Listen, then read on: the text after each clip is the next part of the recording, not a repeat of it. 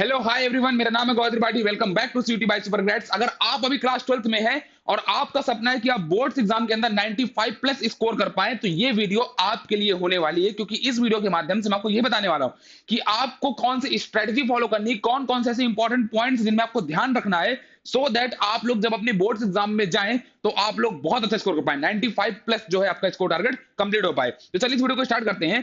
तो सबसे पहले जैसे मैंने बताया कि हमारा इस वीडियो का जो टॉपिक होने वाला है ये होने वाला है कि आप लोग जो है वो कैसे स्कोर कर पाएंगे 95 प्लस अपने बोर्ड्स एग्जाम के अंदर। तो सबसे पहले बता दूं कि इस वीडियो में हम लोग किस किस टॉपिक पे कवर करने वाले हैं, वीडियो कौन कौन से टॉपिक पे कवर होने वाला है। तो सबसे पहले आप लोग को इंपॉर्टेंस ऑफ एनसीईआरटी, मतलब इस वीडियो के माध्यम से आपको बताने वाला हूं कि एनसीईआरटी की इंपॉर्टेंस कितनी होती है बोर्ड एग्जाम के अंदर। साथ में आप लोग को डेवलप आंसर राइटिंग स्किल्स, आपको आंसर राइटिंग स्किल पे कैसे काम करना है, क्यों काम करना है, ठीक है। इसके बाद आपको जो थर्ड पॉइंट होने वाला है, don't miss the pre boards.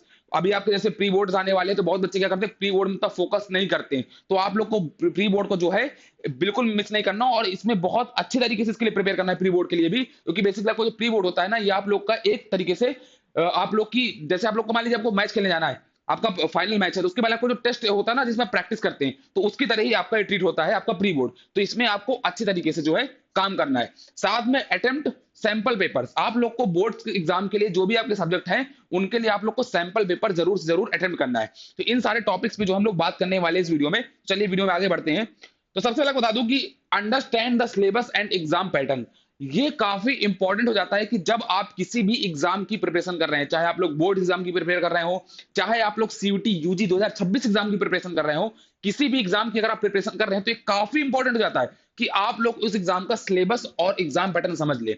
तो हालांकि बहुत सारे बच्चों को ऑलरेडी पता होगा कि बोर्ड एग्जाम का सिलेबस क्या है, कैसा पैटर्न है, चाहे आप सीबीएसई बोर्ड से बिलोंग करते हैं, चाहे आप किसी स्टेट बोर्ड से बिलोंग करते हो, चाहे आप आईसीएसई बोर्ड से बिलोंग करते हो, जिस भी बोर्ड से आप बिलोंग करते हैं, तो आपको पहले समझ लेना है कि वहां का हर सब्जेक्ट इसके अंदर क्या, मतलब जैसे आपका हमारी पॉलिटिकल साइंस है, आपकी हिस्ट्री है, ज्योग्राफी है, फिजिक्स है, मैथमेटिक्स है, अकाउंटेंसी है, तो उसके लिए क्या क्या आपका होने वाला है एग्जाम पे, मतलब क्या आपका सिलेबस रहने वाला है और किस किस टाइप के आपको क्वेश्चन देखने को मिलने वाले हैं। तो सबसे पहले आपको know the weightage of concept of each subject, मतलब आपको हर सब्जेक्ट का वेटेज जान लेना है। ठीक है, मान लिया आपको कोई अकाउंटेंसी सब्जेक्ट है, तो उसमें कौन कौन से चैप्टर, जो इनमें जितने भी चैप्टर्स हैं उनका कितना कितना वेटेज हो सकता है। हो सकता है कोई चैप्टर का वेटेज 10% हो सकता है कोई चैप्टर का वेटेज 5% हो। तो यानी आप लोग को चैप्टर वाइज वेटेज जरूर देख लेना है कि किस चैप्टर से कितने नंबर ऑफ क्वेश्चन आते हैं। कुछ चैप्टर ऐसे हो सकते हैं जिनसे हाईली वेटेज जो है क्वेश्चन आते हो, किसी चैप्टर से ऐसा हो सकता है कि बहुत ही कम वेटेज वाले चैप्टर्स आते हो। तो आप लोग को ये जो है पहले से नोट डाउन कर लेना अच्छे तरीके से। Focus on high marks topic and frequently asked questions.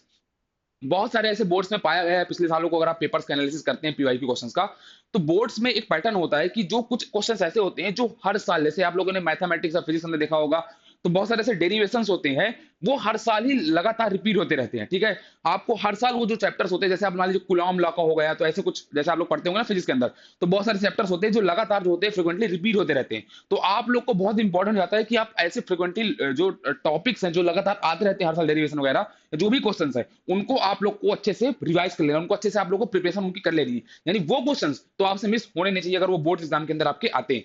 साथ में आप लोग को check the marking scheme objective versus subjective, जैसे मैंने बताया था कि आप लोग को मार्किंग स्कीम जरूर चेक कर लेनी है कि सब्जेक्टिव क्वेश्चंस के लिए आपको कितने मार्क्स मिलने वाले हैं, ऑब्जेक्टिव क्वेश्चंस के लिए कितने मिलने वाले हैं, कौन से आपके 2 नंबर के क्वेश्चंस होने वाले हैं, कौन से आपके 4 नंबर के, कौन से 6 नंबर के। तो आपको सारे जो है ये चेक कर लेना है कि क्या क्या जो है मार्किंग स्कीम होने वाली सब्जेक्टिव और ऑब्जेक्टिव क्वेश्चंस के लिए। चलिए आगे बढ़ते हैं।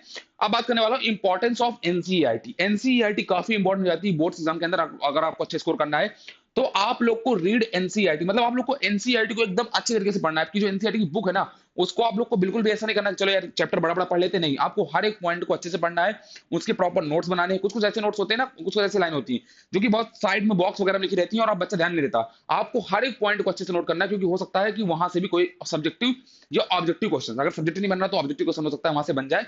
तो आप लोग के लिए काफी इंपॉर्टेंट होता है कि आप एनसीईआरटी को अच्छे से पढ़ें, उसके अच्छे से नोट्स बनाएं। साथ में solve all exercises as example, जितने भी एग्जांपल्स आपके चैप्टर में आपको देखने को मिल रहे हैं और आपके एक्सरसाइज के अंदर जितने भी आपको क्वेश्चंस दिए गए, उन क्वेश्चंस को आपको अच्छे तरीके से प्रैक्टिस करनी है। उनको देखना है कि आपका जो, मतलब उसका आंसर कैसे रहेगा, उसके क्या अप्रोच है क्वेश्चन सॉल्व करने की, तो आपको उसको अच्छे से देखना है। और अपने जो टीचर्स वगैरह हैं उनसे भी पूछते रहना है कि ठीक है भैया, हमने ये से सर ये वाला हमने क्वेश्चन जो है इसको हमने ऐसे सॉल्व किया, क्या इसको हम और बेटर वे में सॉल्व कर सकते थे। तो आपको जितने भी एक्सरसाइजेस हैं उनकी अच्छे से प्रैक्टिस करनी है और एग्जाम्पल्स को भी आपको मिस नहीं करना। कई बार एग्जाम्पल से भी आप लोग की जो है क्वेश्चन देखने को मिल जाते हैं।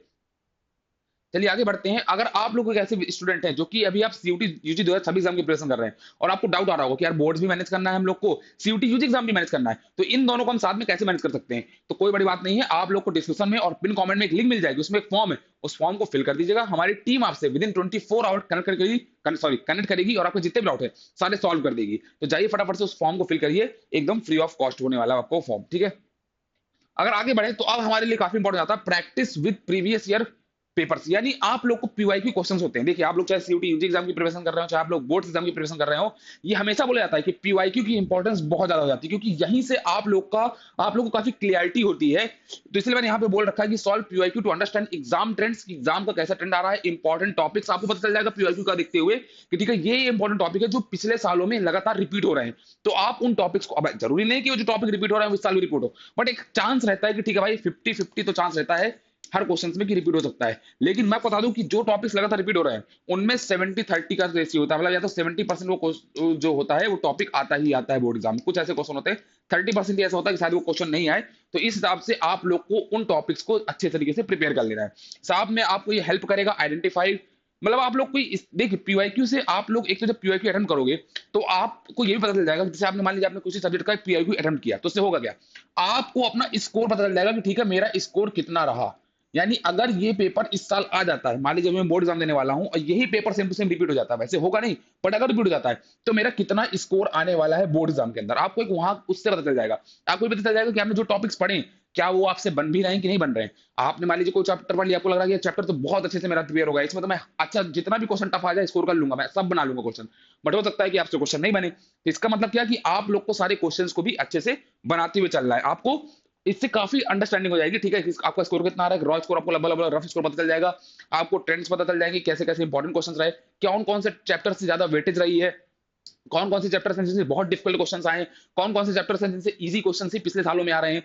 तो आप इस तरीके से कुछ अपना जो है प्रिपेयर कर पाएंगे। और सबसे बड़ी बात, आपको अपना एक रॉ स्कोर पता चल जाएगा कि अगर सेम टू सेम पेपर आपका बोर्ड एग्जाम में आ गया तो आप कितना स्कोर कर पाओगे, ठीक है ये कर पाए होते। अटेम्प्ट सैंपल पेपर, देखिए सैंपल पेपर्स होते हैं वो काफी इंपॉर्टेंट जाते हैं। अगर आप सैंपल पेपर अटेम्प्ट करते हो तो सेम चीज जैसे आपकी पीवाईक्यू में पता चलता है कि आपका कितना स्कोर आया होता, अगर आपका ये बोर्ड एग्जाम का पेपर आया होता, सेम चीज अगर आप सैंपल पेपर अटेम्प्ट करोगे तो आपको अपना एक रॉ स्कोर जो है यहाँ से पता चल जाएगा कि अगर ये पेपर अगर आपका बोर्ड एग्जाम में आता है तो आपका क्या स्कोर आने वाला है। तो आपको यहाँ से जो है एक रॉ स्कोर पता चल जाता है। आपका एग्जैक्ट स्कोर तो भला हो सकता है कि डिपेंड करता है कि आप बोर्ड एग्जाम में वहां पे एग्जाम डे पे कैसा परफॉर्म कर रहे हो, बट आपको एक मोटा मोटा सा जो होता है अंदाजा पता चल जाता है, ठीक है। तो attempt sample papers to simulate exam conditions, आप जब सैंपल पेपर अटेम्प्ट करते हो तो आप लोग को एग्जाम कंडीशन पता चल जाता है। एक तरीके से आप बिल्कुल एग्जाम डे के अंदर बैठे हुए हो और आप पेपर अटेम्प्ट कर रहे हो और वो same to same board exam का पेपर होता है, तो उसमें तो कोई दिक्कत ही नहीं, आप बढ़िया अटेम्प्ट करो, आपको अच्छे से आपकी जो भी कमियां हैं वो पता चलेंगी, तो आप उन कमियों पे काम करके अभी आप अच्छा स्कोर कर सकते हो बोर्ड एग्जाम के अंदर। Improve time management and speed, कई बार क्या होता है कि हम लोग बिल्कुल हमको ऐसा लगता है कि हम सारे क्वेश्चन अटेम्प्ट कर लेंगे विद इन टाइम, लेकिन ऐसा नहीं होता। जब हम एग्जाम डे पे बैठे होते हैं ना तो हम लोग को बहुत सारी प्रॉब्लम्स आती है। हो सकता है हम किसी क्वेश्चन में ज्यादा टाइम स्पेंड कर दिया हो, किसी क्वेश्चन में जहां टाइम कम लगना चाहिए था वहां हमने बहुत ही ज्यादा टाइम दे दिया हो, जहां टाइम ज्यादा लगना चाहिए था वहां हमने टाइम कम लगा के जल्दी जल्दी में उस क्वेश्चन को गलत कर दिया हो। तो आप लोग को जब आप सैंपल पेपर अटेम्प्ट करोगे तो आप लोग के टाइम मैनेजमेंट एंड स्पीड की भी जो है वो प्रॉब्लम रिजॉल्व हो जाएगी। साथ में helps build confidence before the final exam, अगर आप सैंपल पेपर अटेम्प्ट करते हो तो आपको इससे एक ये भी एडवांटेज मिलेगी कि आप लोग का कॉन्फिडेंस बिल्ड हो जाएगा कि चलो ठीक है भाई इतने चैप्टर्स तो हैं जिनसे मेरे क्वेश्चंस बन रहे हैं, इतना तो स्कोर जो है मैं कर लूंगा। तो वहां से और जहां से आप लोग का डाउन होगा, मतलब कि यहां से भी इस चैप्टर्स में क्वेश्चन नहीं बना पाया तो उन चैप्टर्स को आप वापस से काम करके उनमें अच्छा स्कोर जो है वो कर पाओगे, ठीक है। चलिए आगे बढ़ते हैं।